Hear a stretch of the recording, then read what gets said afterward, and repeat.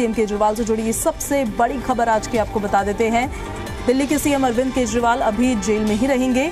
Supreme court ने ED की गिरफ्तारी को चुनौती वाले मामले को बड़ी बेंच में भेज दिया है, लेकिन अदालत ने उनको अंतरिम जमानत दे दी है।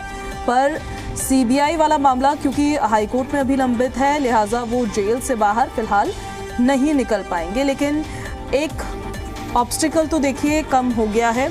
बड़ी खबर आपको बता रहे हैं, मुख्यमंत्री अरविंद केजरीवाल, उनको सुप्रीम कोर्ट की तरफ से अंतरिम जमानत दी गई है। सुप्रीम कोर्ट ने आज अरविंद केजरीवाल जी को अंतरिम जमानत दी है और ये कहा है कि उनको जो है इस मैटर में अंतरिम जमानत दी जाती है और जो इशू है सेक्शन 19 का और नीड फॉर अरेस्ट का, उसको जो है रेफर किया गया है लार्जर बेंच में। CBI bail is still pending unless he was granted bail in that he will remain in custody till that time। तो मुख्यमंत्री अरविंद केजरीवाल को फिलहाल सुप्रीम कोर्ट की तरफ से अंतरिम जमानत दे दी गई है। लेकिन एक और अपडेट आपको दे देते हैं हम कि अभी जेल से बाहर मुख्यमंत्री नहीं आएंगे, क्योंकि सीबीआई ने भी उनको अरेस्ट किया था और सीबीआई की तरफ से करप्शन को लेकर दर्ज मामले में भी उनको जमानत मिलनी जरूरी होगी, तब जाके उनके जेल से बाहर आने का रास्ता साफ हो पाएगा। फिलहाल देखिए, आज जो सुप्रीम कोर्ट में जो फैसला आया तो ये भी कहा गया कि गिरफ्तारी की वैधता पर बड़ी बेंच सुनवाई करेगी।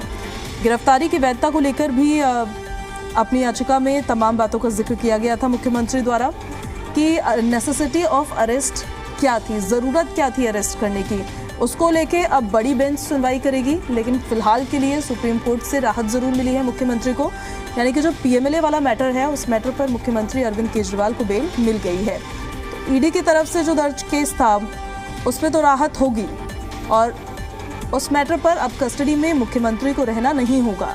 लेकिन मुख्यमंत्री को केवल ईडी ने अरेस्ट नहीं किया और दोनों केस में उन्होंने जमानत के लिए सुप्रीम कोर्ट का रुख किया है। जहां तक अरविंद केजरीवाल का सवाल है, सीबीआई के वाले केस में उनकी गिरफ्तारी की वैधता को चुनौती देने वाली याचिका हाईकोर्ट में पेंडिंग है। इसके अलावा सीबीआई वाले केस में उन्होंने जमानत की जो याचिका दायर की है वो भी हाईकोर्ट में पेंडिंग है। ईडी वाले केस में अरविंद केजरीवाल को रेगुलर बेल मिल गई थी निचली अदालत से, लेकिन हाईकोर्ट से उस पर स्टे और हाईकोर्ट में वो लंबित था। आज अरविंद केजरीवाल की जो राहत है वो एक हिस्से में आई है कि उनको अंतरिम जमानत मिली है, लेकिन बाकी जो आरोपी जिनका आप जिक्र कर रहे हैं वो दोनों जांच एजेंसियों। तो देखिए, लगभग 90 दिनों से मुख्यमंत्री अरविंद केजरीवाल जेल में हैं और आज उनको अंतरिम जमानत सुप्रीम कोर्ट की तरफ से दी गई है।